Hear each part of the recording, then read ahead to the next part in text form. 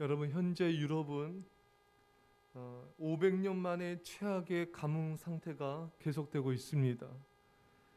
기근이 극심해서 프랑스의 라인강이 바닥이 드러날 정도입니다. 라인강이 바닥이 드러나면서 또 물류가 차질을 빚고 용수 부족으로 공장이 중단되는 등 산업 충격도 커지고 있습니다. 연구진에 의하면 유럽에 닥친 이 살인적인 가뭄의 원인 중 하나로 인간 활동으로 인한 이산화탄소 배출량이 증가하고 지구온난화와 같은 기후변화가 심각해지면서 극심한 고온 및 가뭄 현상으로 이어졌다고 보고 있습니다. 여러분, 기도할 수 있길 바랍니다. 또 어떤 연구에 의하면은 2000년 만에 최악의 가뭄이다, 이런 연구 결과 있을 정도로 지금 굉장히 심각한데, 자, 그런데 오늘 본문에도 다윗 시대의 3년 동안의 극심한 기근이 발생하였습니다. 근데 이 기근의 원인은 지구 온난화 같은 이 기후 변화에 의한 것이 아니라 죄로 인하여 발생한 것임을 우리는 성경을 통해 알 수가 있습니다. 오늘 본문에 다윗이 그들에게 묻되 내가 어떻게 속죄하여야 너희가 여호와의 기업을 위하여 복을 빌겠느냐.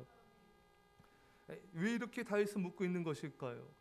기브온 족속은 여호수아로부터 자신들을 멸절하지 않겠다는 맹세를 받았습니다. 그런데 사울 왕이 여호수아와 맹세한 기브온 족속을 말살하였기 때문에 그 죄로 인하여 이스라엘의 극심한 3년 기근이 임하게 된 것입니다. 기브온 사람들이 복을 빌어 주어야 이스라엘에 임한 이 3년 기근이 끝나게 된다는 것입니다. 억압받은 기브온 족속이 기도해 주어야 이 사태가 종결이 되는 것입니다. 그런데 다윗은 처음에 이 일을 몰랐어요. 하나님 앞에 기도하면서 하나님이 이 기근의 원인이 죄다, 이거를 알려주신 것입니다. 이 해결 방법 역시 기브온 족속이 복을 빌어야 하는지도 처음엔 다윗은 몰랐던 것이죠. 여러분, 억압받고 멸시받는 자, 가난한 자의 기도의 가치를 사람들은 모르고 있는 것입니다. 그들이 기도해 주어야 문제가 해결됩니다. 억압받는 자의 한이 풀리고 그들이 용서하고 축복해 줘야 됩니다. 그래야 우리에게 임한 하나님의 진노가 그치게 되고 우리의 문제, 나의 문제가 해결이 되는 것입니다. 어느 아내를 힘들게 한 남편이 있었습니다. 아내를 힘들게 한 그 죄로 인하여 하나님이 그 남편에게 고통과 아픔을 주었습니다. 일이 안 되게 하시고 또 돈을 다 날리게 하시고 극심한 마음의 고통과 어려움을 임하게 하였습니다. 이 남편은 하나님께 기도할 뿐 아니라 아내에게 용서를 구해야 되고 용서를 받고 아내의 축복 기도를 받아야 되는 것입니다. 그래야 자신에게 임한 여러 가지 어려움들이 해결될 수가 있는 것입니다. 반대도 마찬가지죠. 사랑하는 여러분, 여러분들이 누군가에게 상처와 아픔을 주었습니까? 그들에게 손해와 고통을 주었습니까? 그 상처와 아픔, 고통을 당한 자가 여러분들을 용서하고 기도해 주어야 여러분들에게 임한 고통과 고난, 환난이 끝나게 되는 것입니다. 사람에게도 하나님께도 회개해야 되지만 사람에게도 용서를 구해야 되며 그 용서를 받아야 됩니다. 그리고 그들이 기도해 주어야 됩니다. 상처와 고통당한 그들이 기도해 주어야 내게 임한 징벌과 고통이 끝나기도 하는 것입니다.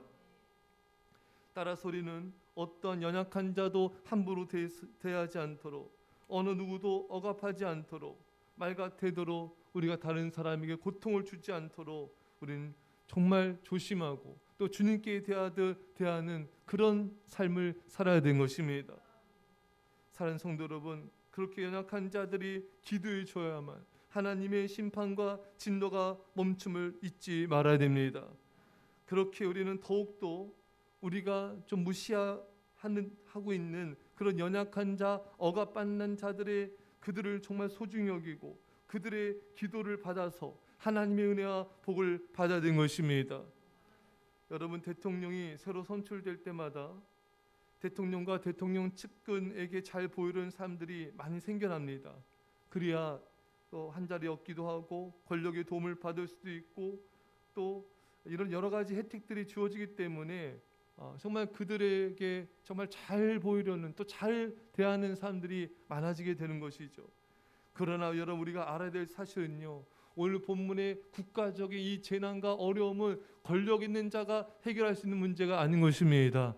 오히려 사람들이 무시하고 사람들이 별 볼 일 없다고 생각하는 그런 자들의 기도와 용서가 있어야지만 해결되는 국가적 재앙들이 있는 것입니다. 사랑하는 성도 여러분, 연약한 자, 억압받는 자들의 기도가 얼마나 나라와 국가의 운명을 결정하는 막강한 힘을 가진지 그 가치를 사람들은 간과하고 있는 것입니다. 우리는 연약하고 억압받고 가난하고 핍박받는 자들을 더욱 소중히 여기며 그들의 기도를 받는 것을 사모해야 되며 그들에게 선의를 베풀고 그들의 기도를 받기를 원해야 된 것입니다. 누가복음 14장 13절 이하에 잔치를 베풀거든 차라리 가난한 자들과 몸 불편한 자들과 저는 자들과 맹인들을 청하라. 그리하면 그들이 갚을 것이 없으므로 내게 복이 되리니 이는 의인들의 부활 시에 내가 갚음을 받겠음이라 하시더라. 가난하고 몸 불편하고 저는 자 맹인들을 청하라. 그들을 소중히 대하라. 그들이 힘 있는 자임을 알라는 것입니다. 여러분, 우리는 정말 잘 보이고 싶은 사람들 초청하고 뭔가를 선물하고 잘해주지만 사실은 정말 우리에게 엄청난 그런 축복과 상급과 은혜를 주는 자는 나에게 갚을 것이 없는 정말 이런 가난하고 몸 불편하고 맹인들과 저는 자들, 이런 자들, 나에게 별 도움을 못 주는 그 사람들이 진짜 도움을 주고 축복을 주는 자인 것을 성경은 말씀하고 있는 것입니다.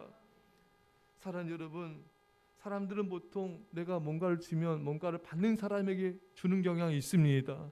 이게 인간의 본성이죠. 하지만 인간 이 본성을 거슬러서 내가 베풀어도 나에게 아무것도 돌아올 것이 없는 그 사람을 잘 대해줘라. 그럼 하나님이 너에게 갚아주리라. 진짜 지혜로운 사람은 내가 베풀어도 받을 것이 없는 사람들을 골라서 돕는 거예요. 그러면 더 큰 하나님의 상급과 축복과 은혜가 임하는 것입니다. 사랑하는 성도 여러분, 여러분들이 지금 생각할 때 가난하여서 도와줘도 내게 돌아올 것이 없는 사람들이 생각나십니까? 그런 사람들을 우리가 더 집중적으로 섬겨야 됩니다. 가진 것도 가진 재물도 없어서 도와주어도 내게 갚아줄 능력이 없는 사람, 그런 사람이 생각나십니까? 그런 사람들은 더욱더 힘써 우리가 섬겨야 됩니다. 하나님이 갚아주십니다. 우리는 그렇게 힘없고 연약한 자들을 우리가 마음속으로 조금이라도 무시하지 말고 또 함부로 대하려는 그런 태도를 우리는 버려야 됩니다. 그들은 자신들을 방어할 힘이 부족하기 때문에 하나님이 직접 갚아주시기 때문인 것입니다. 요즘에 어린아이들을 부모들이 폭행하고 이런 일들이 많이 발생을 합니다. 힘이 없기 때문에 그들은 보호 능력이 없는 거예요. 하지만 하나님이 직접 갚으신다는 것을 알아야 됩니다. 우리 또한 우리 자녀들에게 함부로 대해서는 안 되고요.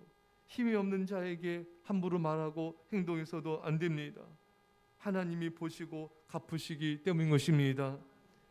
사랑하는 성도 여러분, 오늘 힘없는 연약한 핍박당하고 정말 많은 사람들이 죽임당한 이 기본적 속이 이 국가적 재앙의 문제를 해결하는 키를 가진 자들이었습니다. 우리가 상처 준 사람들, 그들이 우리 삶의 문제를 해결해 주는 키를 가진 자들입니다. 그래서 우리는 모든 사람을 죽게 대하고 사랑하고 존중하고 특히 힘없는 자들을 정말 더욱더 하나님의 사랑으로 섬기는 자가 될 수 있기를 간절히 축원합니다.